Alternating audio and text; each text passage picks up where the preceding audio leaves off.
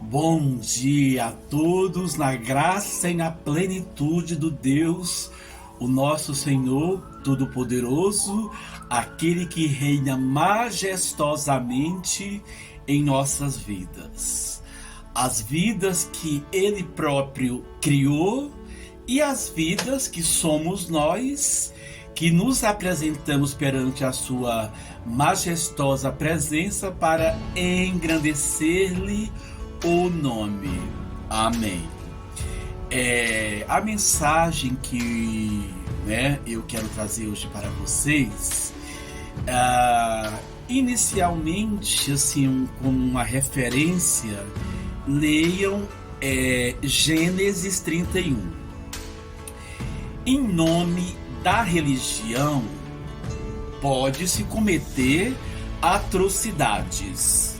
E quando nos deparamos lá com a história de Jacó, Esaú, Labão, Isaque e sua esposa Rebeca, quando naquela fase que Jacó está saindo das terras de Labão e retornando a sua parentela ao comando do Senhor Deus Todo-Poderoso, Jacó não sabia, mas aquela esposa chamada Raquel, a quem ele achara mais graciosa do que Leia, parece-nos que Raquel era religiosa.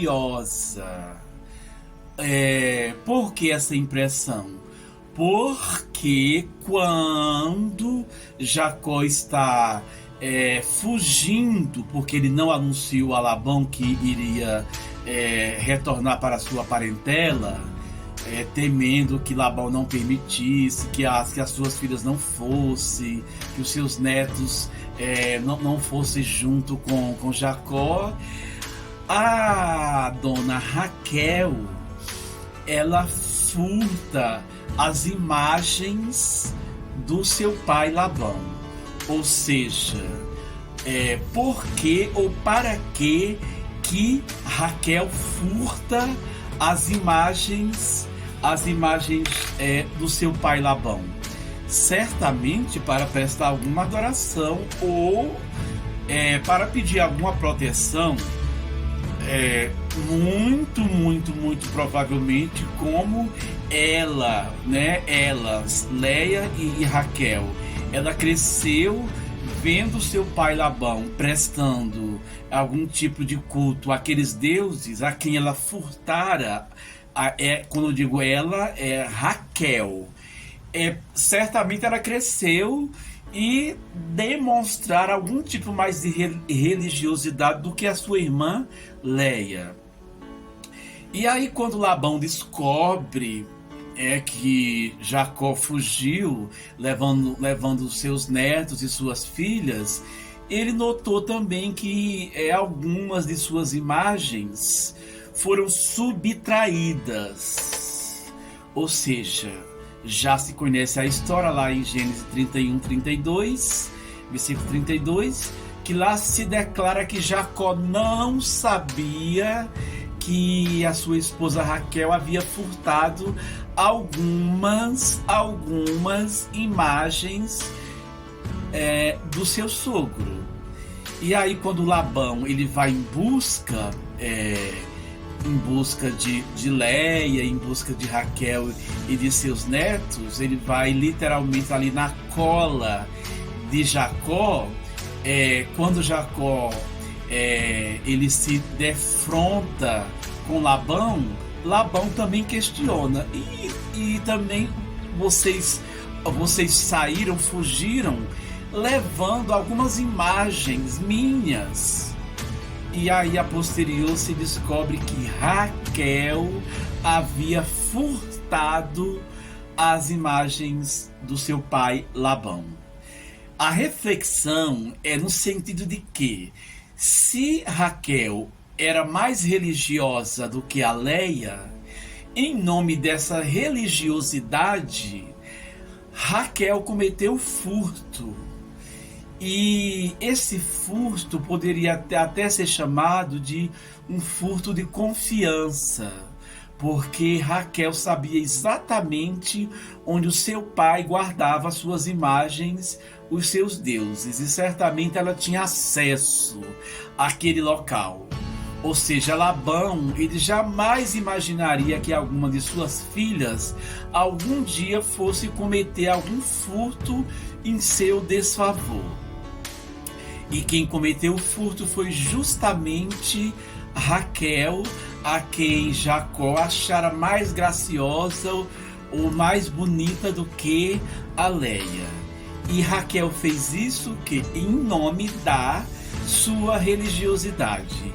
E quantas são as atrocidades que na nossa atualidade pessoas ou países elas não cometem em nome da religiosidade? É um perigo sermos religiosos. O que devemos, na verdade, ser é adoradores do Deus Altíssimo e conhecer os seus estatutos, a sua palavra, a Ele prestar culto e vivermos uma vida segundo os seus preceitos. Mas no momento que o ser humano se torna religioso, parece que ele perde um pouco do seu raciocínio, de tal forma que ele começa a cometer atos na nossa atualidade, cometer furto, até mesmo furto de confiança, que você teve acesso a tais objetos porque ou mora na mesma casa, ou mora no mesmo compartimento.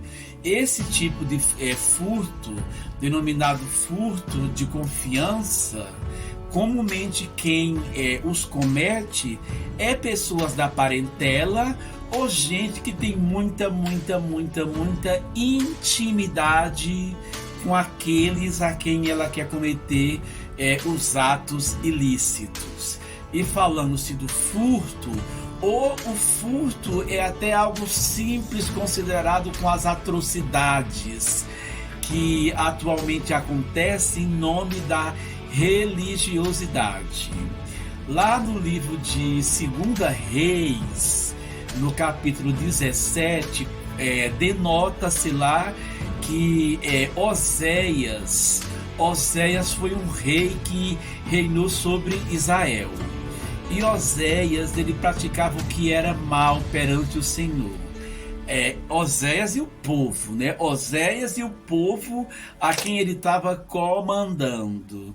Construíam-se altares, sacrificavam-se nos altos ou nos bosques, e até mesmo o povo achava que secretamente fazendo isso, Deus não ia perceber, porque lá no texto diz que o povo fazia isso secretamente. Ou seja, se não sacrificava nos altos, mas sacrificava em algum lugar. E mesmo que fosse secretamente, Deus estava vendo. E aí Deus entrega Israel, durante aquele reinado de Oséias, na mão do rei da Assíria. A Síria atualmente não existe mais. Mas se você fizer uma pesquisa aí no Google, para querer saber hoje, né, atualmente, a que territórios corresponde o antigo país da Síria, segundo uma pesquisa que eu fiz, corresponde atualmente aos territórios do Irã, Iraque e Turquia. Era o que era antigamente chamado Assíria. E o que é que o rei da Síria... É só uma mera explicação. Porque como a Síria não existe mais, existe um país chamado Síria. Mas a Síria não existe mais, né? Mas compreendi esses territórios aí, de Irã, Iraque e Turquia. E acontece que aquele povo que estava sob o reinado do rei Oséias, eles faziam as coisas secretamente, cultuava deuses de imagens estranhas, achando que Deus não estava vendo, mas Deus estava vendo sim, e por conta de todas essas abominações, eles foram entregues ao rei da Assíria. E o rei da Assíria os transportou para a Assíria.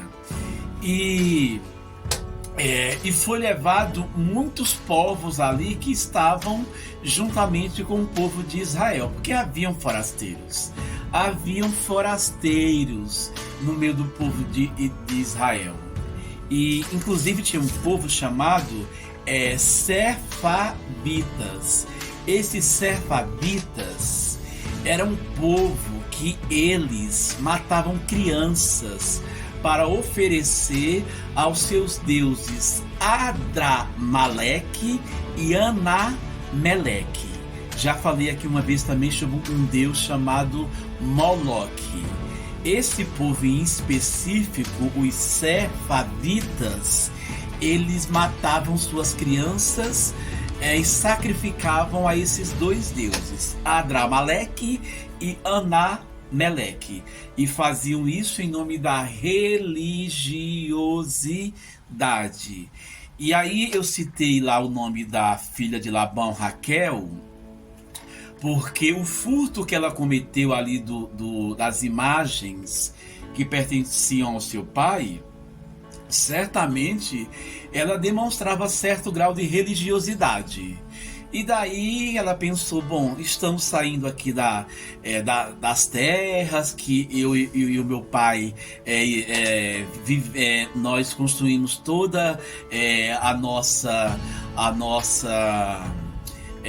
família aqui, e nós estávamos sob a proteção desses deuses. Então ela pensou, seria justo que quando eu daqui sair, eu leve aqui alguma dessas imagens para me proteger. Foi esse o pensamento lá da Raquel. E daí ela cometeu um furto. E assim, um abismo atrai outro abismo. Porque se a gente for ver, a Raquel, ela deu somente dois filhos a Jacó. Enquanto que Leia teve muitos mais outros filhos. Não sei a quantidade exata aqui, mas foram mais de 8 filhos. Acredito que 8 filhos só da Leia. E através das servas da Leia, que isso era um costume da época, outros filhos foram dados a Jacó. Enquanto que Raquel, do seu ventre, ela teve apenas 2, e teve um outro filho também através de uma serva. Mas comparando aí a fertilidade delas, que naquela época era uma coisa assim que a mulher era louvável por ela dar ao seu marido uma descendência. E daí acredito eu que até nisso o Senhor Deus pesou a mão sobre Raquel, devido a esse grau de religiosidade que ela tinha, e por ela também adorar imagens. Tanto é que quando ela saiu lá da terra com que morava com seu pai Labão, ela teve um cuidado de furtar as imagens do seu pai. Então, se eu queria deixar uma mensagem aqui, que é em nome da religiosidade que se comete atrocidades, pode-se dar o exemplo de Raquel, que embora possa se dizer que foi uma atrocidade não tão pesada, não tão gravíssima, mas quando a gente compara lá aqueles povos que viviam juntamente com o povo de Israel, lá no reinado de Oséias, e que foram levados cativos pelo rei da Síria, eles tinham costumes muito mais horrendos em nome das religiosidades. Eles sacrificavam seus filhos, assim como o rei Manassés também o fez. Sacrificavam seus filhos para pedir uma boa colheita, para pedir que os rios fossem fartos de peixes, para pedir chuvas, para ter uma boa colheita. Tudo isso em nome daquela religiosidade. E Deus nunca permitiu sacrifícios humanos. Quando ele pediu ele pediu a Abraão o sacrifício, e que em algum momento Abraão achou que levaria-se a cabo ali o sacrifício de Isaac. Óbvio que não. Deus impediu, porque Deus sempre abominou sacrifícios humanos. E esses costumes aí eram dos povos estranhos, em nome da religiosidade. Aí vocês podem falar assim, eu não lá no livro de Juízes, que Jefté fez um voto ali, um voto meio que ele fez um voto que não deveria ter feito. Ele queria derrotar os povos que eram inimigos de Israel, e ele fez um voto apressado. Ele disse lá que a primeira pessoa que ele encontrasse quando estivesse voltando ali, ele sacrificaria ao Senhor, faria um holocausto. Mas conforme se estuda e se aprofunda aí nesse holocausto, não era um holocausto sacrificial da vida humana da sua filha, porque quando ele voltou, a primeira pessoa que ele viu foi a sua filha.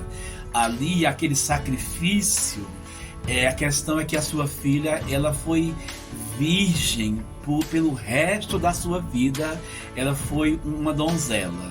Esse ali foi o sacrifício, só para dizer que estou explicando, porque como eu disse que Deus não aceita sacrifícios humanos, aí vocês poderiam falar, mas o Jefté, ele sacrificou a sua filha ao Senhor. Não. Depois vocês vão, estudem e pesquisem sobre isso, mas aquele holocausto ali foi que a sua filha, na verdade, durante o tempo em que ela viveu, ela nunca conheceu homem algum.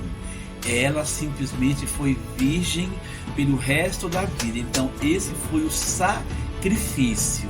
Mas Deus, ele não aceita sacrifício humano, assim como os povos estranhos faziam. Então fica explicado aí essa questão que eu quis trazer sobre que em nome da religiosidade se comete atrocidades, e que nós estejamos diante de Deus com o maior propósito de obedecer. Deus ele tem mais prazer que nós obedeçamos a sua palavra do que nós fazermos sacrifícios, né? Então, melhor é o obedecer do que fazermos sacrifícios. Porque quando a gente sacrifica, a gente acha que pode viver descompromissadamente. Já fiz o meu sacrifício ali, agora eu vou viver a vida do jeito que eu quero, porque o meu sacrifício ali, ele já fala por mim. O modo que eu vivo diante de Deus não importa, já fiz o meu sacrifício. Aí Deus diz, né? Deus disse lá através do profeta Samuel para Saul que o melhor é o obedecer do que o sacrificar. Depois vocês leiam também que Saul, ele desobedeceu a Deus.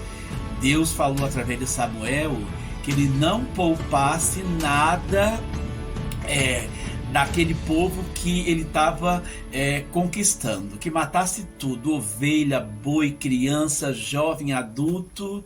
mas não foi isso que Saul fez, né? Saul olhou ali o rebanho, o gado, nossa, mas que gado robusto, que gado forte, não vou matar coisa nenhuma, eu vou aqui guardar tudo isso aqui para que eu sacrifique ao Senhor esse gado vistoso, esse rebanho vistoso.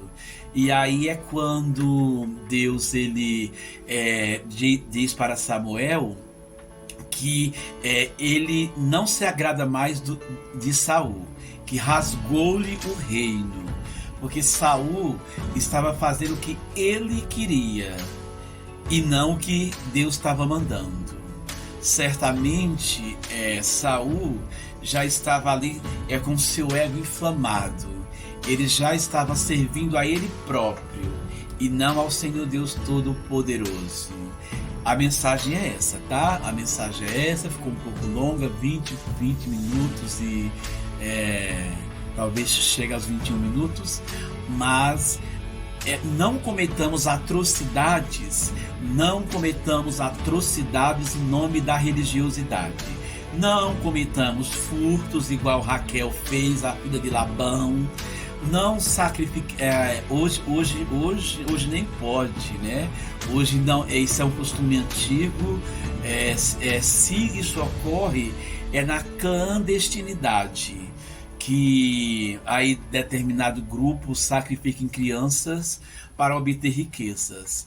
Mas isso já não fazemos mesmo, o povo de Deus não faz mesmo, mas que outros tipos de sacrifícios religiosos nós não possamos fazer.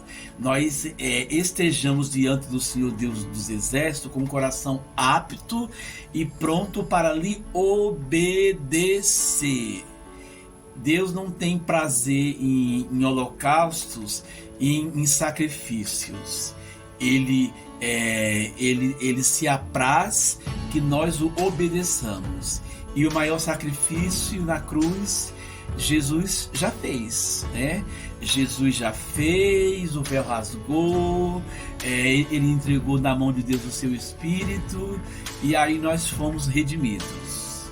É isso, irmãos, um bom domingo a todos, que a graça e a plenitude de Deus estejam com vocês, e que a graça de Cristo Redentora possa alcançar todos os dias das vossas vidas, e que vocês cresçam na presença do Senhor, e esse crescer é o ego diminuindo e Deus transparecendo em vocês. Porque se Deus estiver com vocês, né, Deus estando comigo, Deus estando com vocês, ainda que estejamos no inferno, se Deus estiver nesse negócio, nós seremos felizes e Ele nos dará todo o livramento que precisamos ter para nos mantermos na sua presença. E não importa se você passou por deserto, por vales, passou por situações horrendas, se o Senhor Deus estava lhe dando graça, Jeová Deus tinha algum propósito. Jeová Deus tinha algum propósito durante o tempo que Ele te colocou no vale. Jeová Deus tinha algum propósito durante o tempo que Ele deixou você no deserto. Tinha um propósito ali e era para o seu crescimento, para lhe fortalecer. Ele não faz nada sem que tenha um propósito, ali para a minha vida ou para as suas vidas. Tem um propósito. Então cresça aí nessa reflexão que eu fiz para vocês e permaneçam na presença do Senhor. Porque se assim nós o fizermos, nós estaremos seguros. E agora realmente acabou. Amém, amém e amém.